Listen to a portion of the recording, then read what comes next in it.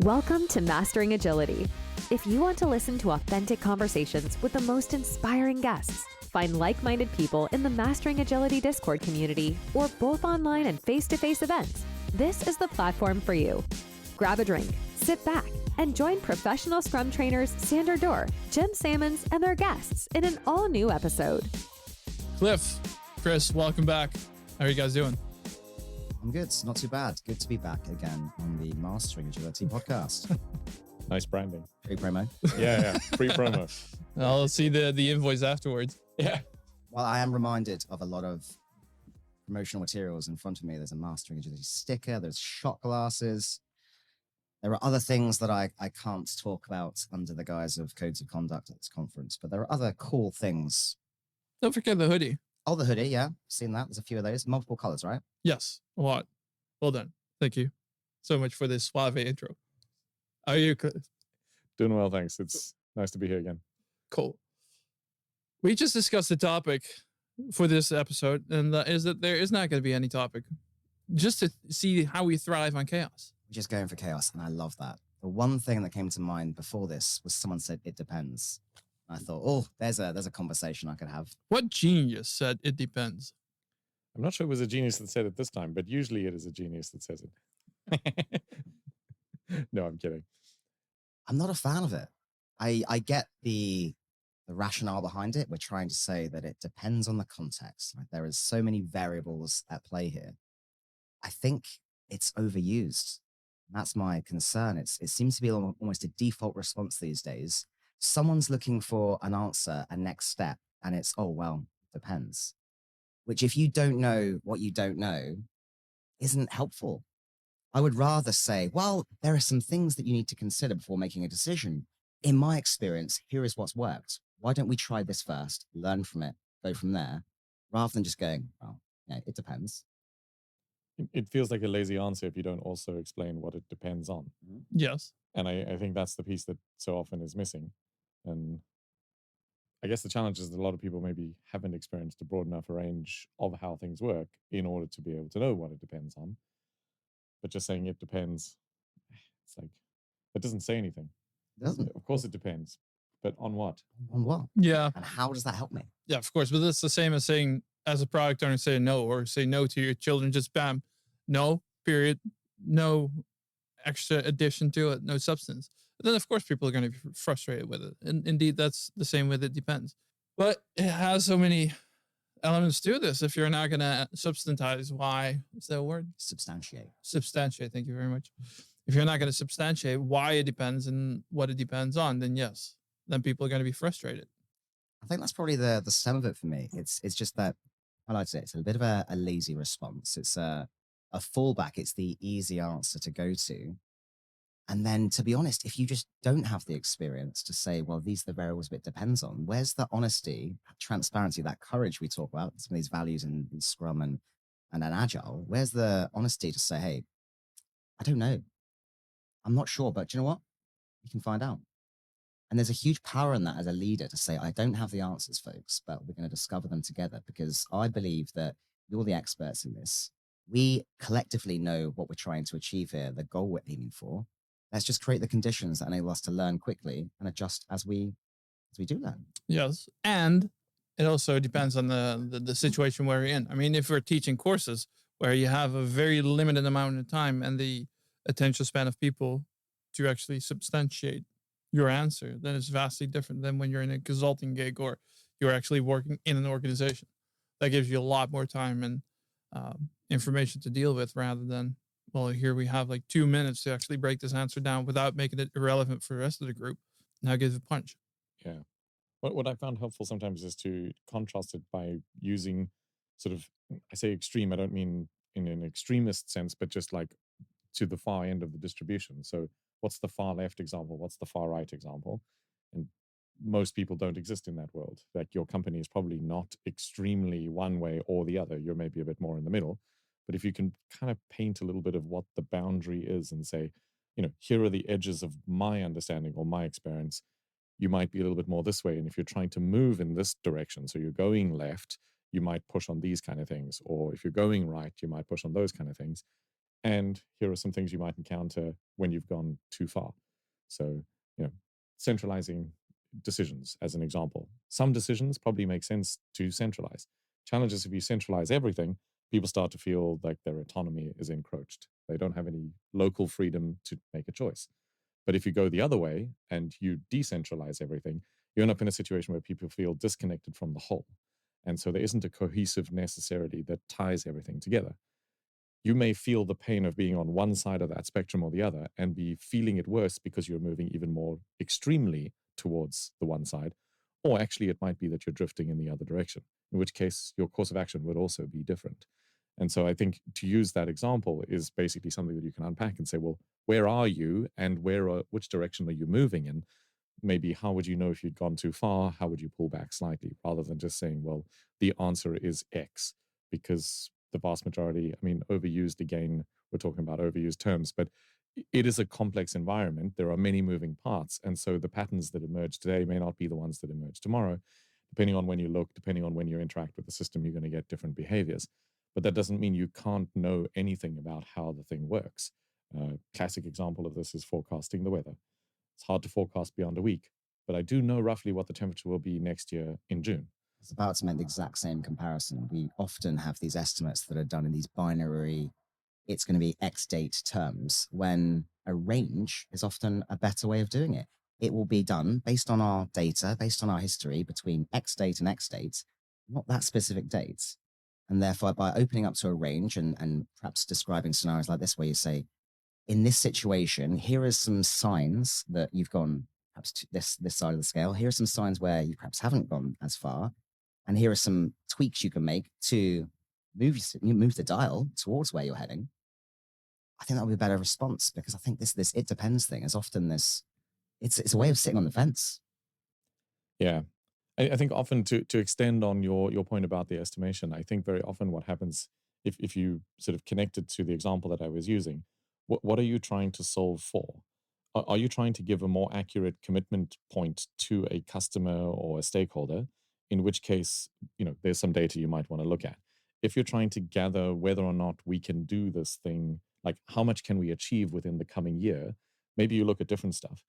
There's also the other angle of it that is like, the whole thing about estimation often focuses on the delivery date, but less on the other variables that you can use in order to hit the date. So you could move, for example, the amount of quality that you embed in a product. And that in certain circumstances depends on what you're trying to achieve, right?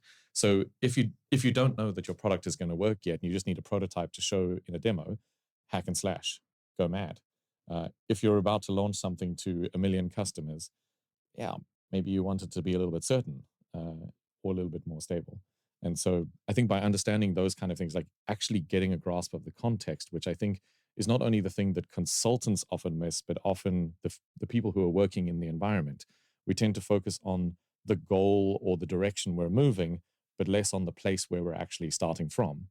And so the story that I use to illustrate the point is if we're trying to go to London, for example, if you start in Cape Town, where I'm from, or you start in Stockholm, where I now live, you plan a very different route. You have a different budget, you have a different timeline, you have different methods and options that are open to you. And so you need to use this to your advantage, because if you plan incorrectly, it doesn't matter how good the goal is, if you start from the wrong place. And that for me is often, it was the topic that I was going to suggest. I was trying to think how to put it into a nice sentence with how telling the whole story. But this idea of basically, it doesn't matter so much if you know where you're going, if you also don't know where you're starting from. There's a huge amount of variables in that same scenario highlighted there. Like, is it to get there quickest? Is it to get there cheapest? Are you trying to enjoy yourself along the way? Because that could change the route entirely. My South Africa to London could very much differ because I want to stop here and there. Or I might just say, I want to get there as cheap and quick as possible because I've got a conference to speak at tomorrow. And my customer journey or my experience and what I'm looking for is going to differ. So it does depend.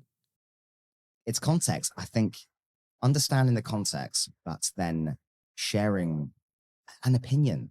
I think a lot of people are afraid to have opinions that maybe go too extreme or put them in a particular camp for fear of, I don't know, coming across a certain way or not being open. There's nothing wrong with having an opinion. equally, there's nothing wrong with your opinion changing No. or your what you know changing because you've learned something new. That's being scientific. The people that are, I guess, that have the narrowest perspective on things, they aren't open to new information. They continue the way they've always done things. I think that can be very limiting. Mastering agility only works with organizations aligned with our values, and that's exactly why we are excited to work with our sponsor. Scrum Match is the free platform for professionals run by professionals. On Scrum Match, true Scrum Masters get hired by companies serious about the popular framework. The awesome people behind this platform have decades of experience, among them a professional Scrum trainer for Scrum.org. They have interviewed, trained, and coached hundreds of like-minded people, and they use this exact experience to make you stand out from the crowd and help you get in touch with companies looking for true Scrum Masters. So go to scrummatch.com and sprint to your dream job. I see two things when it comes to opinions these days, and that's one, the scenario that you're describing here, and the other one is that people overvalue their own opinion. And both edge on chaos. Because if people overvalue their own opinion, they're really trying to push their opinion on you rather than here's my opinion, you do with it whatever you want. Or here's some substance, here are some metrics, let's see what we can do with it. And on the other side, if people don't really voice their opinion, they get lost. And then we may miss out on valuable learnings or insights or whatever. So how do you find a middle ground? I think there's a number of layers to that. And so in the context of someone asking, what type of estimation should we use? Honestly, the harm of doing it in slightly incorrect way, I mean, worst case scenario, you waste a little bit of everybody's time. Like, I don't think it's going to cause anyone to die.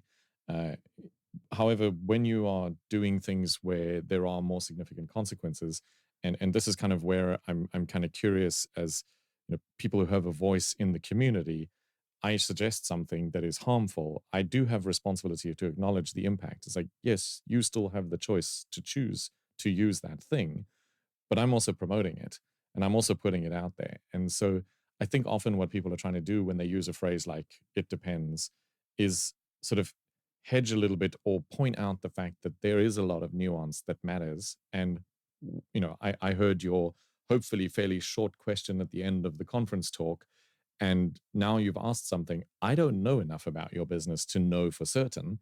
But what can be more helpful than it depends is either this thing of like, well, here are some things that might depend on, or here are some ideas that I might look into, or quite often I find companies are stuck with this thing. And so I start here, your mileage may vary. But I think when it's constantly always that asterisk with no other context or explanation, it becomes not super helpful. But I think hopefully most of it is coming from a place of trying to be more responsible than getting up on stage and saying, this is the way to do it. And now you should go and do this forever and ever. Amen. Because I think it's very dangerous when you think that all your limited experience will apply in every other circumstance you encounter. At the same time, that is what a lot of organizations are looking for. Like, Cliff says this, we should do that, and therefore we're just going to stick to this. I mean, that's why most companies adopt the Spotify model. Yes. McKinsey said so. Not somebody who worked there or somebody who understands the organization. And I don't say that because, you should listen to me instead. It's quite simply just, how do you sell something you've never used? And I mean, I find that a little bit odd. I have a little bit of an allergy to people selling things that they've never seen work. We were having a super interesting conversation in the break, talking about sort of some of the nuances about creating a culture around retrospective improvement, and this conversation that we'd previously had a little bit about these kind of template approaches. Is it a good idea to have fun in the retrospective? And for me, one of the examples of this was like, if I'm running a retrospective with the senior C leadership of a company, for example, I'm probably not going to use a minions template, right? Because it's not necessarily context appropriate and they're expecting something different.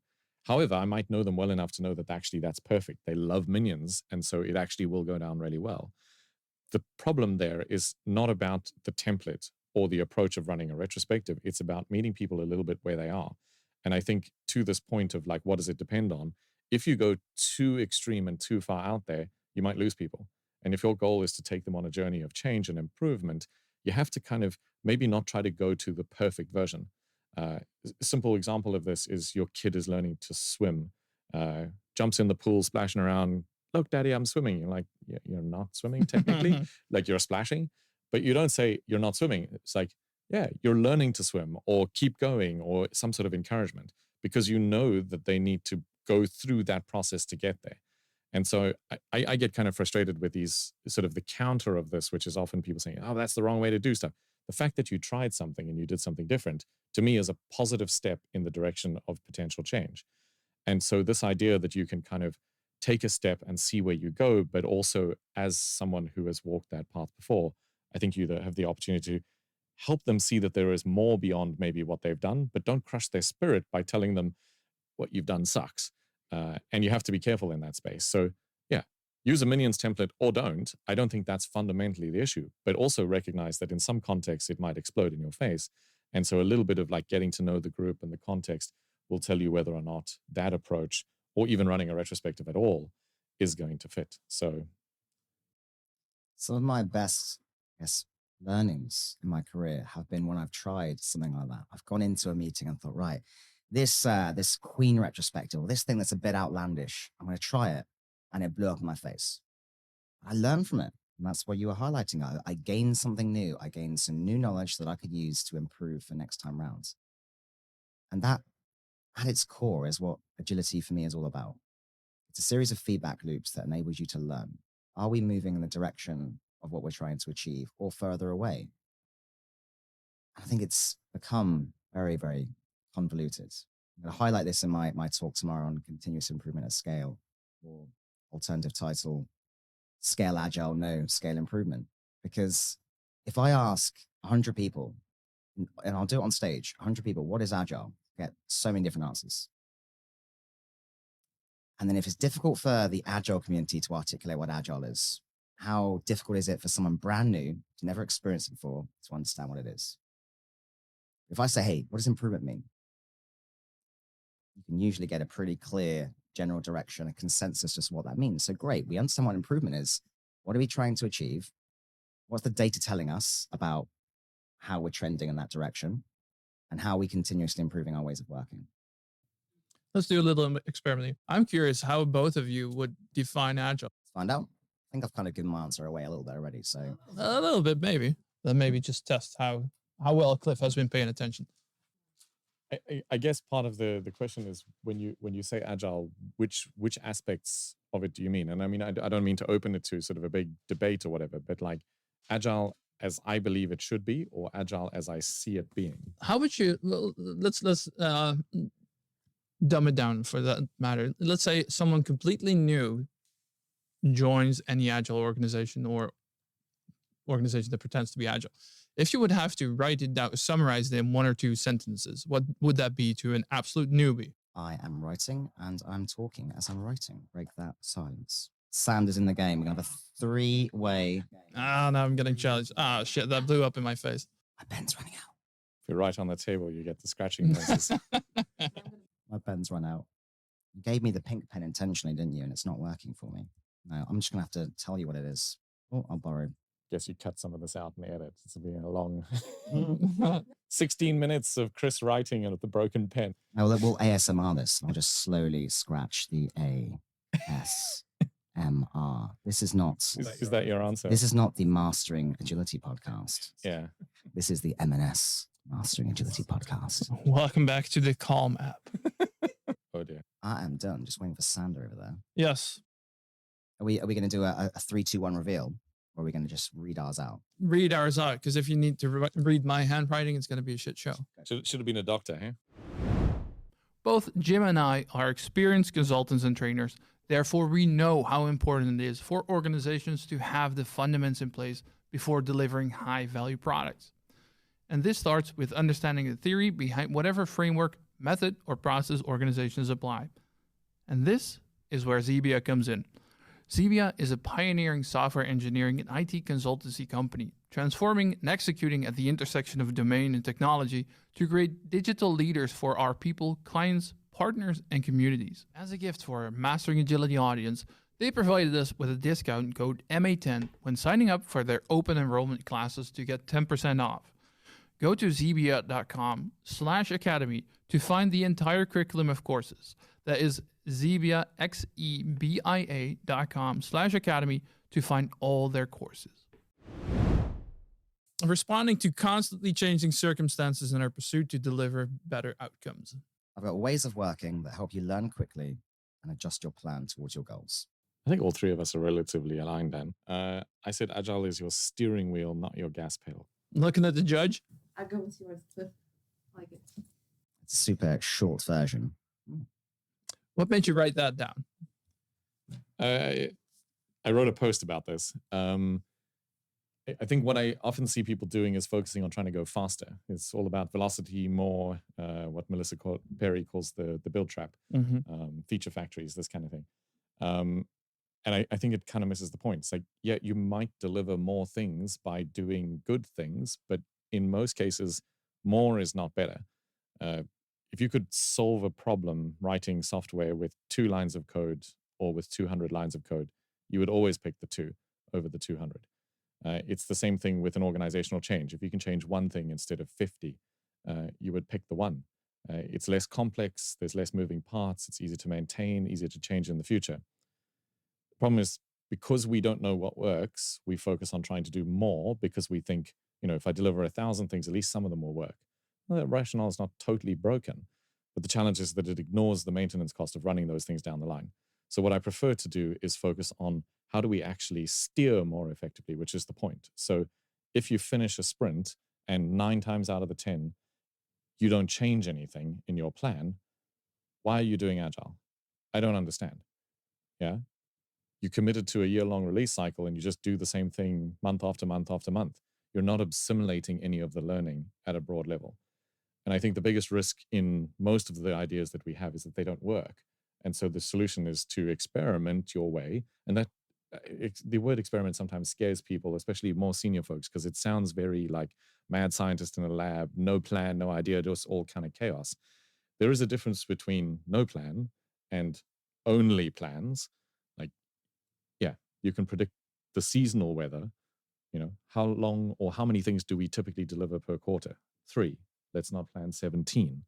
Okay, given that, which 3 would be the most sensible to deliver? And then you can keep the 17 for later and then go, okay, now that we've delivered these 3, we've seen some results, we've seen something. Which ones do we turn more towards, to use the steering wheel analogy? Which one do we turn further away from? I think it's repeating this at multiple levels, and people focus primarily often on sort of the edges of the organization, the software teams. That kind of learning, I think, is natural. Like, it's sort of a little bit built in. You learn something about the technical architecture, about the systems, but really what we're trying to do is find the things that deliver value, which very loaded term can mean a lot of things in different contexts. But basically the point is that whatever that looks like for us, we can steer towards it.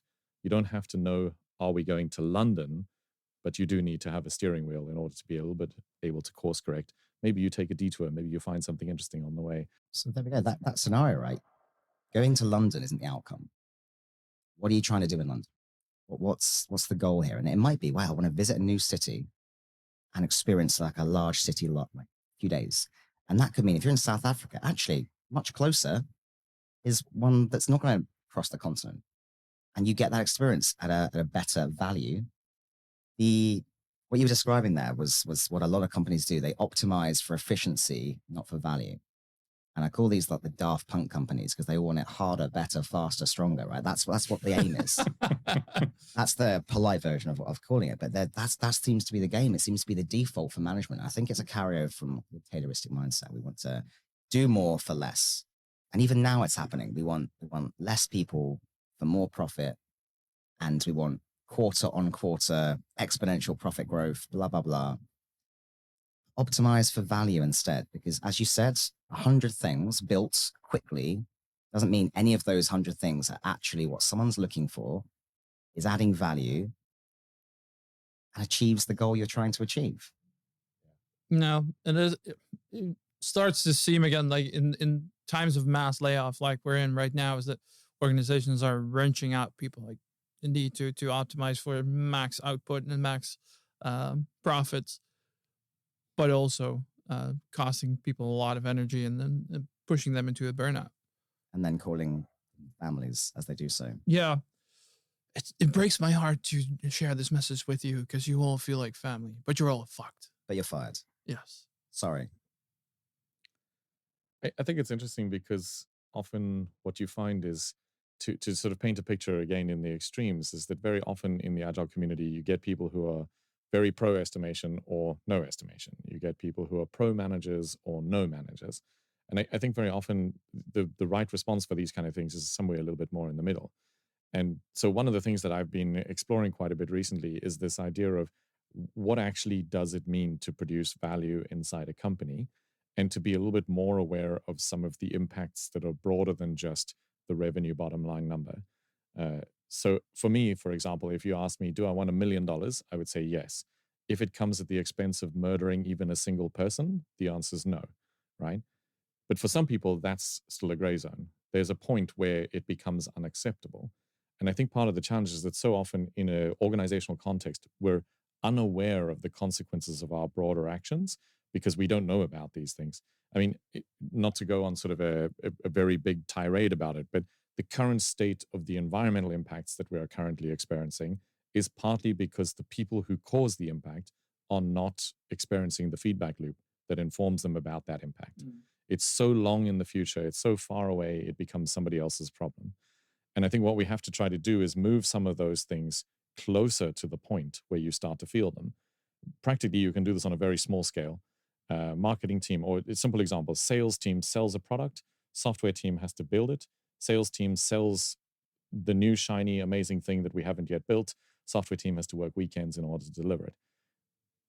If you shift the accountability there and you say to the sales team, you're actually accountable for the delivery, not just the sales, but you're also accountable for, does it actually become viable over the longer term happiness of the software team, for example. That starts to change the responsibility and the relationship between those two. I'm not saying just changing a metric or a KPI is just magically going to fix it.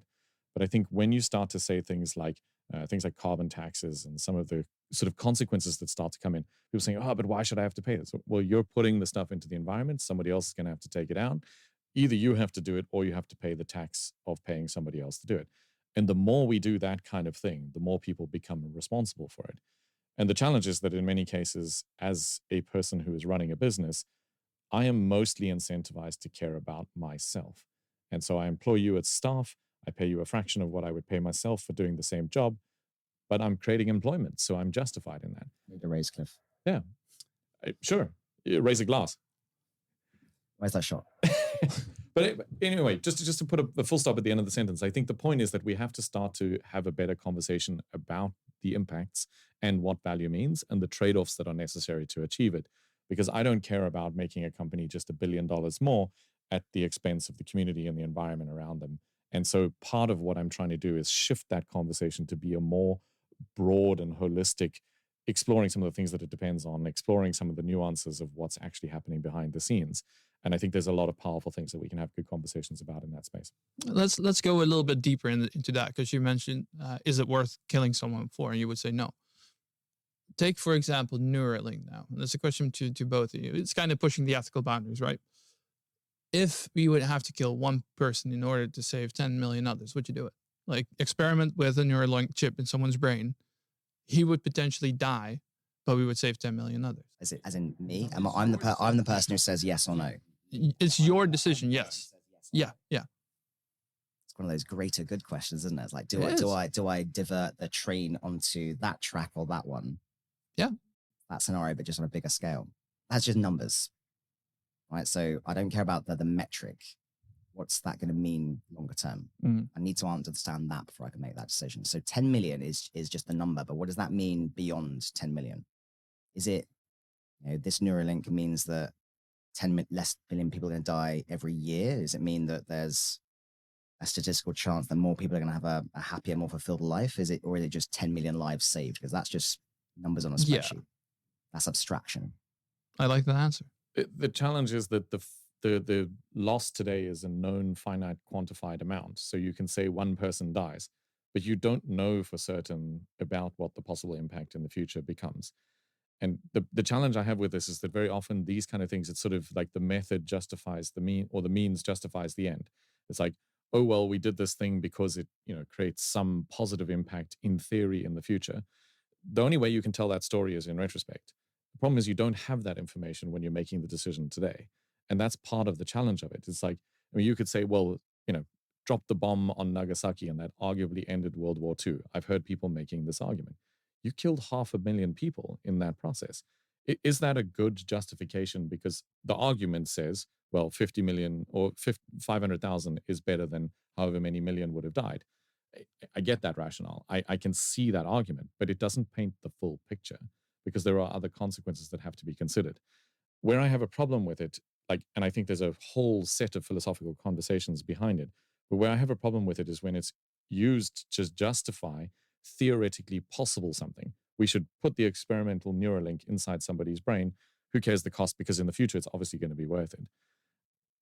I don't know. I think that kind of stuff, it's possible to say, is there a way that we can do it without killing the person? Surely we can have that as a constraint. If somebody wants to donate their body to science, they don't give a shit. Sure, fine. Let them donate themselves and do it.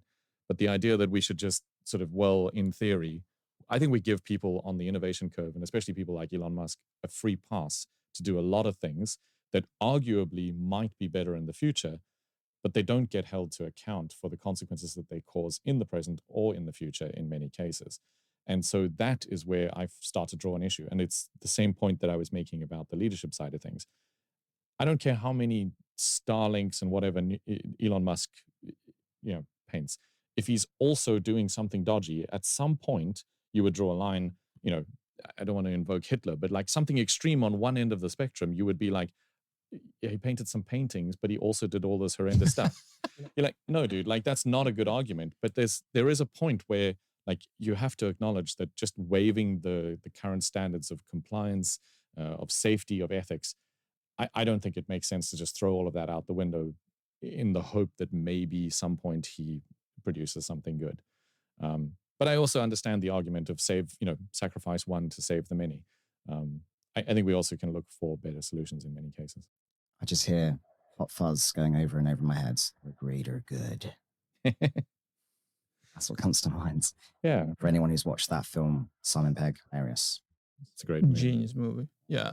Coming back to the point, do you think retrospectives should be fun, Chris? Of course I do. That's a massive segue, huge segue. You just wanted to get away from Hitler, and I get it. So no, I won't be making that retrospective. I'm a huge believer in fun in retrospectives. There is always scenarios where you may be less inclined to have a fun retrospective. I think one of the common misapprehensions, the misunderstandings about a themed retro is that it's not something to force on someone, team. It's an option. I tend to describe, if you are a coach, a scrum master, if you're a facilitator or a retrospective, there are 3 types of retrospective that immediately come to mind. Number 1, you know the problem.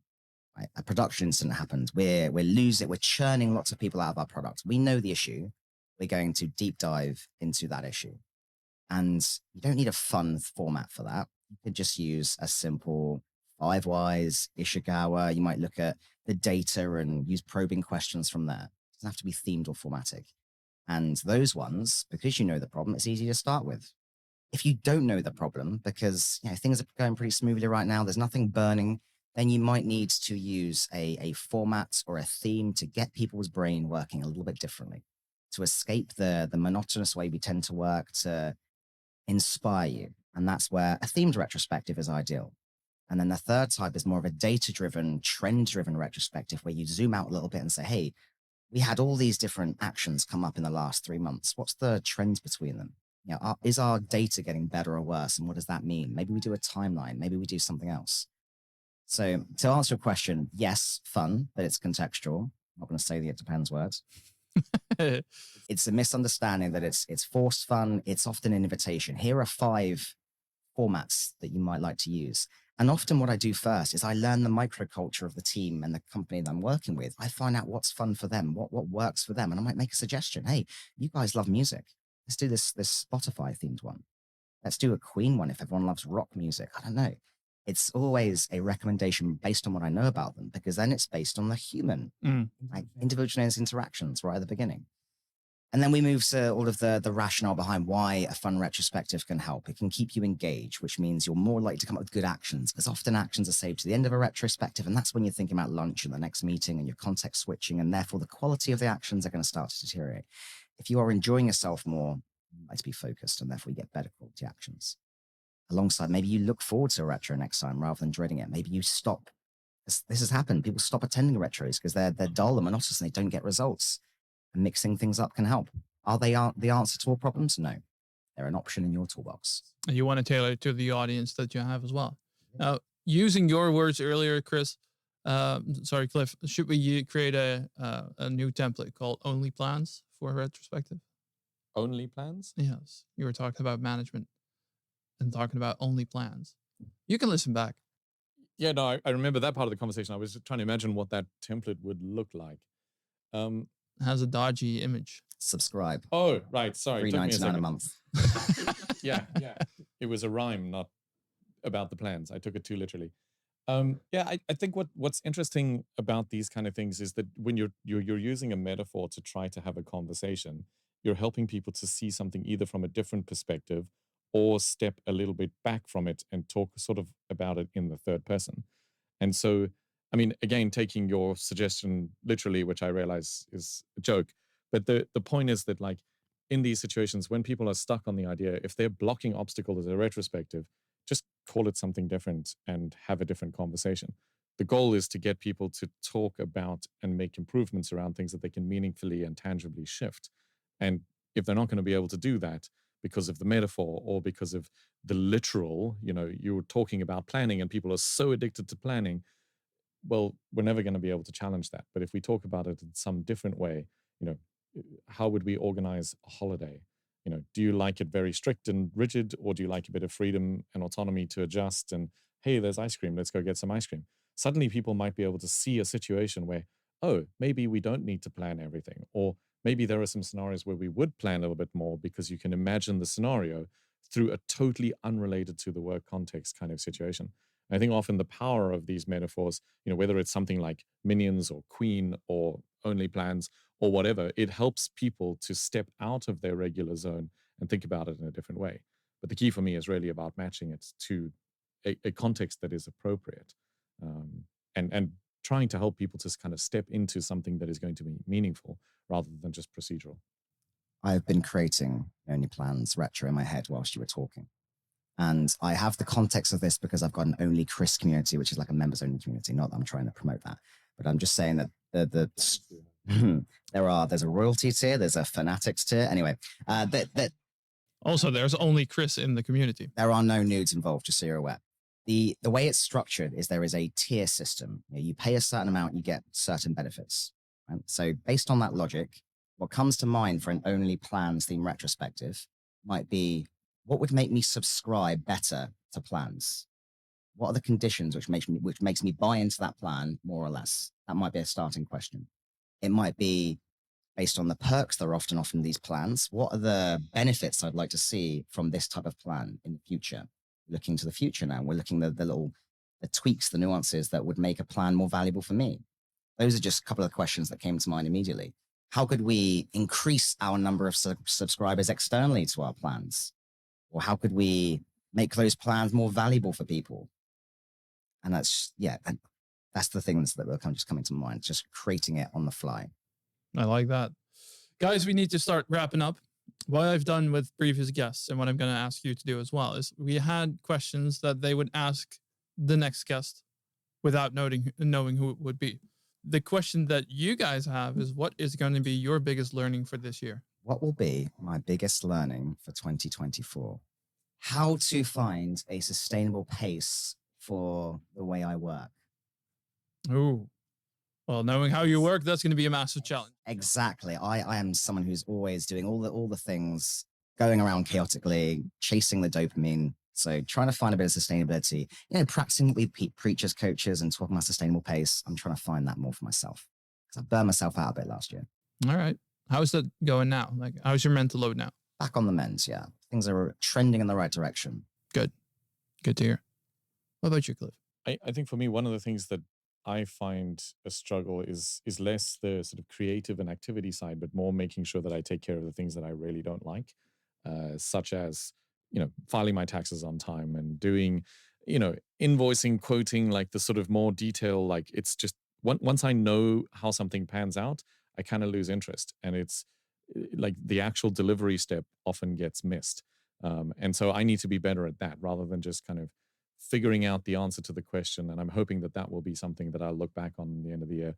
I invested a lot of time last year in it, and it didn't quite work out as I hoped. But for this year, I'm more optimistic because I learned a lot of things over the course of last year. And so having those systems and support mechanisms and so on in place to make sure that the underlying things don't become an Achilles heel, because I think I'm quite good at the other bits. And I want to be able to, maybe a little bit to what you were saying, Chris, spend your time on the things that are positively impacting rather than on kind of the administrating and things behind the scenes. But I also know that if I don't do them, they cause problems. And it's a little bit like tech debt, I guess. You have to deal with it at some point, otherwise it comes and bites you. And a technique for you, right? There's a TV show called What We Do in the Shadows, and there's a person called an energy vampire. It's a really cool concept. They drain people's energy by being around them. You've probably experienced one of these in the office. I'm not going to name any attributes, but they bring the energy level down. Dementors. A bit like a Dementor from Harry Potter, minus the soul sucking. Note down all the things you do on a weekly basis, and then just one column is energy draining, one column is energy amplifying, and work out which ones drain your energy, and then explore it. How could I outsource those? How can I add automation into those? And all you're looking for is a little tweak. So like, what could save me 2 minutes a day on this? What would make this a little bit easier, less or more enjoyable? How could I gamify it a bit? And just try and turn those draining activities into things you don't have to do, or you get more enjoyment from, and then gives you more free time to do the things that amplify your energy. Nice. 2 last questions. 1, what is going to be the question that we are going to ask our next guests? How will you help others to articulate the value they bring an organizational team? Ooh, that's a good one. What's your favorite mistake? Oh, geez, these are both really good. Love Nice. a failure fest. Yes, we're going to write those down, make a board out of it. The other questions are listed there as well. My last question is, would you do the honors with me to break in these shot glasses, these Mastering Agility shot glasses with Finnish vodka? I will happily christen this Mastering Agility shot glass with vodka. Do we have to finish the vodka? I mean, I'm going to, but you do you. Cheers. You do you. Cheers. Boom. Smooth. Kippies. Who's mom? Yeah. It's the Finnish way of saying cheers. Gotcha. Well, funny story. And then that's going to be the actual true last one. Last year, when we went to the speaker dinner, right? We were doing the same thing, saying cheers, doing it in German and Dutch, and obviously English.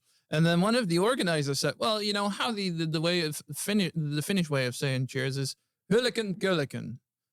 It has a nice ring to it, right?" So we started practicing that over and over. And all right, cool. Then we sat down with some random Finnish people. We did the same thing. It was hulliken gulliken.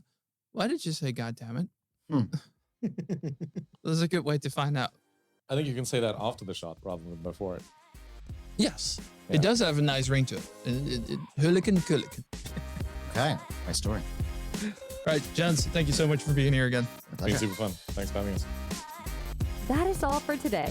Thank you for listening. If you liked this episode, let us know by hitting that like button. Share it with friends and colleagues, sharing a message on LinkedIn, joining our warm and welcoming Discord community, or attend recordings as a virtual audience. You can find all the relevant links in the show notes. We hope you'll tune back in for the next episode of the Mastering Agility podcast.